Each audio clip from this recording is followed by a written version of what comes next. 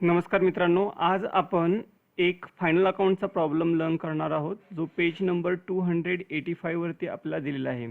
हा प्रॉब्लेम तुम्ही बघू शकता, पेज नंबर 285 वरती हा प्रॉब्लेम दिलेला आहे आणि आपल्याला सोल्युशन दिलेलं आहे पेज नंबर 286 वरती। ठीक आहे, तर हा प्रॉब्लेम आपल्याला लर्न करायचा आहे।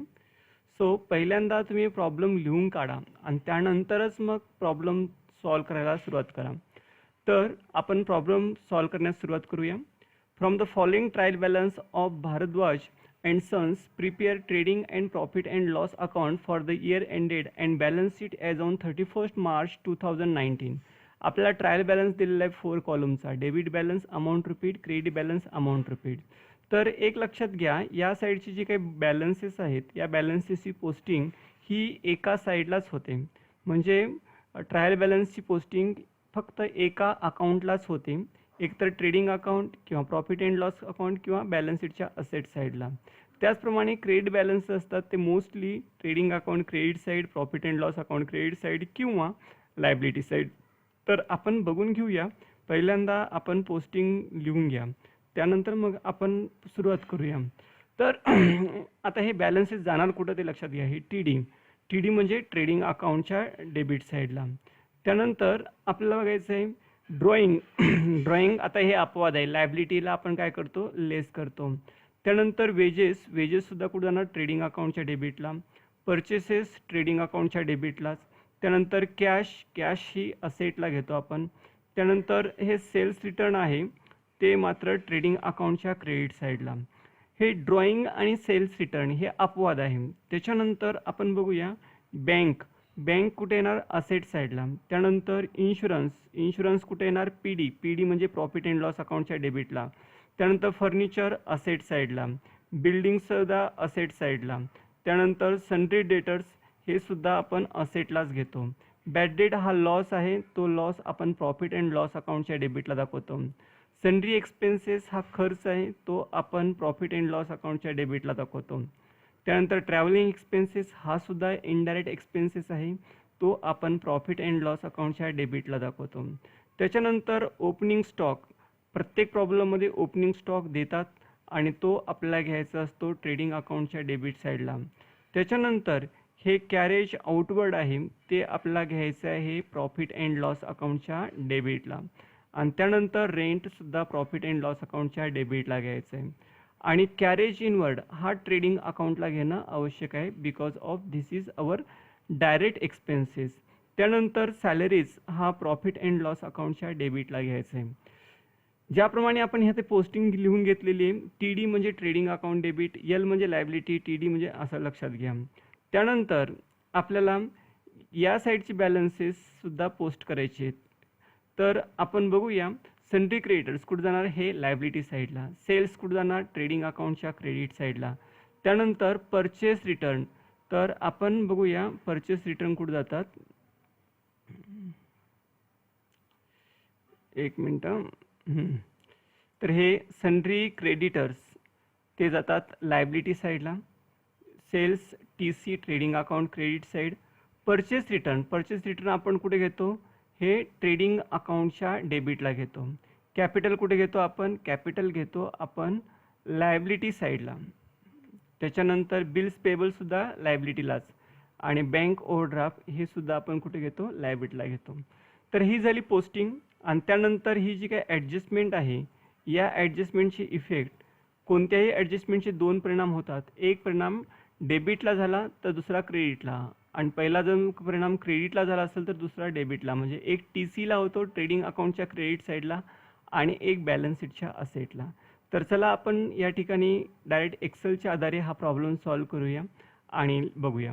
एक लक्षात घ्या, परचेस डेबिटला असतो तर परचेस रिटर्नचं जे बॅलन्स असतं ते मात्र क्रेडिटला असतं। ह्या गोष्टी आपण समजून घ्यायची, म्हणजे जेव्हा आपण परचेसचं बॅलन्स लिहिणार आहोत त्यावेळेस प्रॉब्लेममध्ये परचेस रिटर्न आहे का बघून घ्या, जर असेल तर ते आपल्याला इनरला घ्यावं लागेल। त्याचप्रमाणे सेल्स बॅलन्स आपल्याला इनरला घ्यायचं का आउटरला, हे कशावर अवलंबून आहे, सेल्स रिटर्न आहे का बघून घ्या। तर प्रॉब्लेममध्ये सेल्स रिटर्न पण आहे। परचेस डेबिटला असतो, परचेस रिटर्न क्रेडिटला असतो। सेल्स क्रेडिटला असतो आणि सेल्स रिटर्न मात्र कुठं असतो, डेबिटला। त्यानंतर आपण काय करूया, ही ॲडजस्टमेंट आहे ती नंतर दाखवूया. बाकी सर्व बॅलन्सेसचा डायरेक्ट आपण कुठे घेतो, या ठिकाणी आउटर कॉलममध्ये घेतो. ओके, तर हे इनर कॉलम हे कॅल्क्युलेशनसाठी असतात, आउटर कॉलम हे आपण काय करतो, फायनल अमाऊंट दाखवण्यासाठी करत असतो. ठीक आहे, सुरुवात करूया रॉयल्टी. सुरुवातीला बघा या साईडला कंपल्सरी आपण ओपनिंग स्टॉक लिहायचा. ओपनिंग स्टॉक प्रॉब्लेममध्ये दिलेला असतो, तो आपण शोधायचा आणि सुरुवातीला ओपनिंग स्टॉक लिहायचा. आणि इथं वाटल्यास तुम्ही काय लिहा, 2 हा शब्द लिहा. ओके, त्याच्यानंतर दुसरा बॅलन्स आहे तो सुद्धा आपण लक्षात घ्यायचा आहे, परचेसेस घ्यायचे. परचेसेस आपण कंपल्सरी घ्यायचे, प्रॉब्लेममध्ये शोधा. परचेसेस कंपल्सरी असतो प्रॉब्लेममध्ये. आणि त्यानंतर परचेस रिटर्न आहे, ती अमाऊंट आपल्याला मायनस करायची, ती आपण इथं मायनस करूया. इथं लेस रिटर्न म्हणा, लेस लिहिलं तरी चालेल किंवा हे परचेस रिटर्न लिहा. आता बाकीचे बॅलन्सेस आपण कोणतेही दाखवू शकता. त्याचप्रमाणे इकडे दाखवत असताना पहिल्यांदा आपण काय दाखवायचं, सेल्स दाखवायचं. का तर हे कंपल्सरी आहे. स्टार्टिंगला या ठिकाणी आपल्याला काय दाखवायचं आहे, सेल्स दाखवायचं आहे. सेल्सची अमाऊंट आहे ती इथं घ्या. तुम्हाला इथं जरी अमाऊंट दिसत नसेल तर पण इथं दिसेल. का तर आपल्याकडे जागेचा अभाव आहे म्हणून आपण हे थोडंसं कॉलम हाईड केलेलं आहे. सेल्स आणि हे सेल्स रिटर्न अमाऊंट मायनस करा. ज्याप्रमाणे आपण परचेसमधून परचेस रिटर्न वजा करतो त्याप्रमाणे सेल्समधून सेल्स रिटर्न वजा करायचं आहे. हे इथं घ्या सेल्स रिटर्न आणि डायरेक्ट वजाबाकी दाखवा. आत्ताच दाखवणार नाही कारण काउंटिंगला प्रॉब्लेम येतो. त्यानंतर आपण एक एक बघूया. आता रॉयल्टी, हे बाकीचे बॅलन्सेस मी का घेतलं नाही तर हा एक फॉर्मॅट आहे. स्टार्टिंगला हे बॅलन्सेस दाखवायचे आणि त्यानंतर मग बाकीचे बॅलन्सेस दाखवणं महत्त्वाचं आहे. तर रॉयल्टी हा डायरेक्ट एक्सपेन्सेस आहे. So we have to show on trading account debit side. Trading अकाउंटच्या डेबिटला दाखवायचं आहे. ड्रॉइंग, तर ॲक्च्युली आपण कॅपिटलमधून ड्रॉइंग लेस करतो, तर मी तर कॅपिटल फक्त लिहून ठेवणार आहे आणि नंतर मग बाकीची अमाऊंट वाटल्यास बरं अमाऊंट पण लिहून ठेवतो. ओके, तर इथं जागा किती सोडायची हा प्रश्न तुमच्या पुढे निर्माण होऊ शकतो. त्यामुळे मी काय केलेलं आहे, या ठिकाणी तुमचं अगोदर लिहून ठेवलेलं आहे. काय लिहा इथं, ड्रॉइंग्स. ड्रॉइंग्स आणि ड्रॉइंगची अमाऊंट इथं बघू शकता, ती किती आहे, 10,000 रुपये. इथं लिहा 10,000 रुपये. त्याच्यानंतर वजाबाकी आत्ताच करू नका, का तर आपल्याला कॅल्क्युलेशन्सला अडचणी येतात. ड्रॉइंग झाल्यानंतर वेजेस हा सुद्धा डायरेक्ट एक्सपेन्सेस आहे. Those person who works in factory, जे कारखान्यात काम करतात त्यांना आपण वेजेस देतो. त्याच्यानंतर परचेसेस घेतले आपण cash, this is our asset, current asset आपण या ठिकाणी दाखवतो. त्यानंतर सेल्स रिटर्न घेतलेलं आहे, bank balance, this is also our current asset, तर ही आपल्याला इथं दाखवायचं आहे. इन्शुरन्स हा इनडायरेक्ट एक्सपेन्सेस आहे. हा जो भाग आहे तो ट्रेडिंग अकाउंटसाठी केलेला आहे. तर आपण हेडिंगमध्ये बघू शकता ट्रेडिंग अकाउंट आहे का नाही, तर हे trading account and profit and loss account आपण एकत्रच करतोय. हे प्रॉफिट अँड लॉस अकाउंट असं हेडिंग लिहायचं आहे. For the year ended 31 March 2000. Okay, बाकी सर्व ओके आहे. तर आपल्याला हा जो भाग आहे तो ट्रेडिंग अकाउंटसाठी आहे आणि त्याच्या खालचा जो भाग आहे तो प्रॉफिट अँड लॉस अकाउंटसाठी आहे. तर आता आपण बँक घेतलं. इन्शुरन्स हा इनडायरेक्ट एक्सपेन्सेस आहे. So we have to show on debit side of profit and loss account. त्याच्यानंतर furniture, this is our fixed asset, so show this asset on asset side. बिल्डिंगसुद्धा ही आपली फिक्स्ड असेट आहे. Fixed asset म्हणजे ज्याच्यावरती आपण depreciation काढतो. Sundry debtors हे करंट असेट आहे. करंट असेट म्हणजे ज्या असेटचं रूपांतर कॅशमध्ये लवकरात लवकर होतं. बॅड डेट्स, बुडीत कर्ज हा लॉस आहे, इनडायरेक्ट एक्सपेन्सेस आहे, तो आपण प्रॉफिट अँड लॉस अकाउंटच्या डेबिटला घेतो. त्यानंतर सन्ड्री एक्सपेन्सेस हा सुद्धा आपल्याला कुठे घ्यायचं आहे, इथंच घ्यायचं आहे आणि घेताना सुरुवातीला 2 लिहिणं आवश्यक आहे. बॅड डेट झालं, सन्ड्री एक्सपेन्स झालं. Travelling expenses is also indirect expenses, तर सुरुवातीला 2 लिहायला विसरू नका.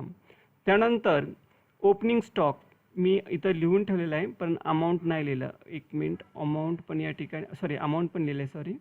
नेक्स्ट कॅरेज आउटवर्ड हा प्रॉफिट अँड लॉस अकाउंटचा खर्च आहे, तो आपण इथं घेऊया प्रॉफिट अँड लॉस अकाउंटच्या डेबिटला. त्यानंतर रेंट सांगितलं नाही कशाचं आहे, तर मोस्टली ते ऑफिस रेंट असणार आहे.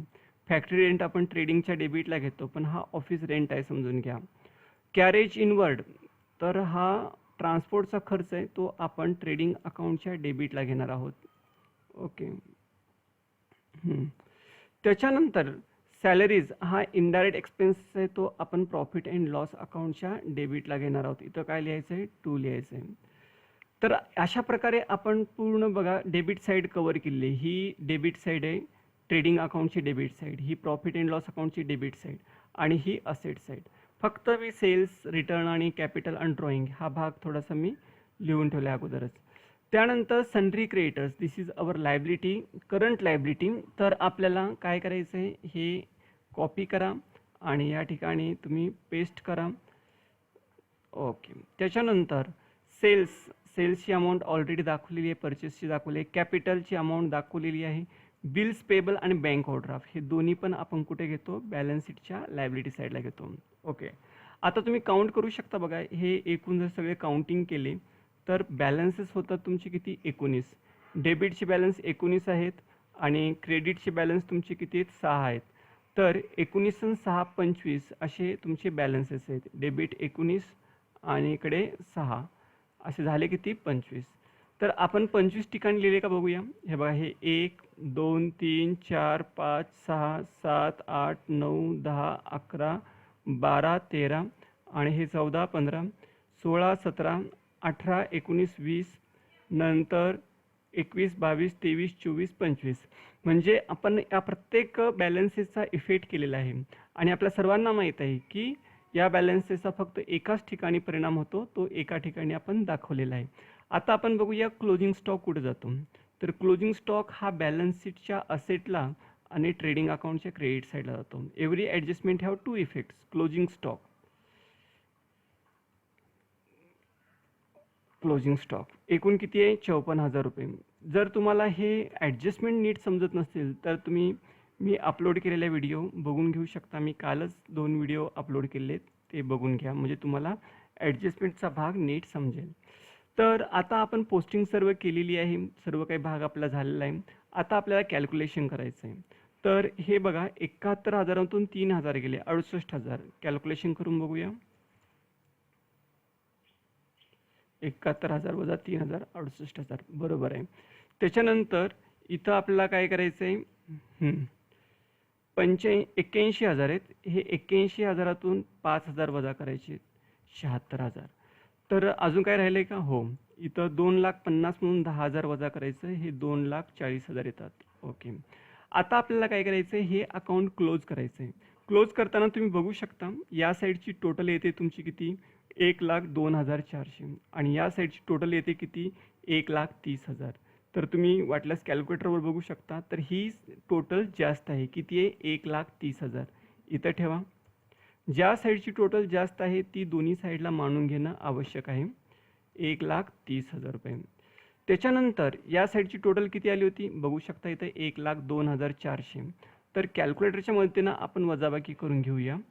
1,30,000 ही क्रेडिटची बेरीज जास्त आहे आणि डेबिटची आहे 1,02,400.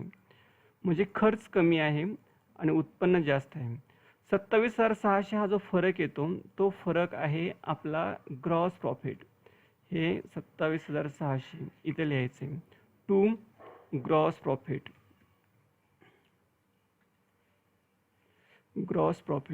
ज्या मुलांना ह्या गोष्टी नीट समजत नसतील तर त्यांनी पहिल्यांदा जे सिंपल प्रॉब्लेम आहेत ते अगोदर सॉल्व करावेत. त्यानंतर इथं लिहा बाय ग्रॉस प्रॉफिट.